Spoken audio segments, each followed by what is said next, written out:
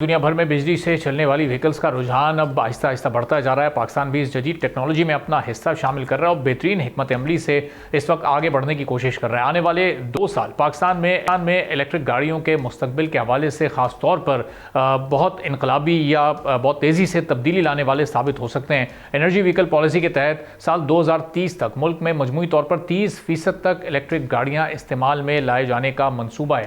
حکومت پاکستان کی electric vehicle policy 2025 سے 2030 کے تحت ملک میں آئندہ 2 سال کے دوران الیکٹرک گاڑیوں کے لیے 3000 چارجنگ سٹیشنز بنائے جائیں گے۔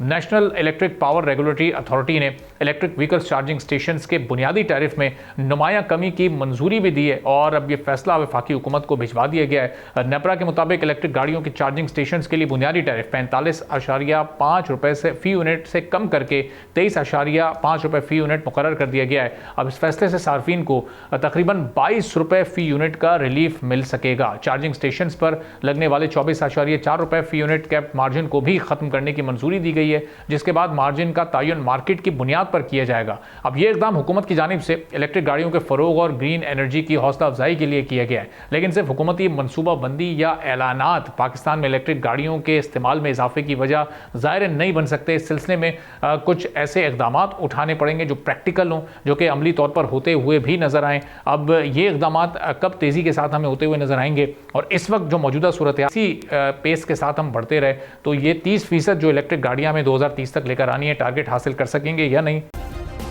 سبسکرائب کریں اور بیل دبائیں تاکہ کوئی خبر رہ نہ جائے۔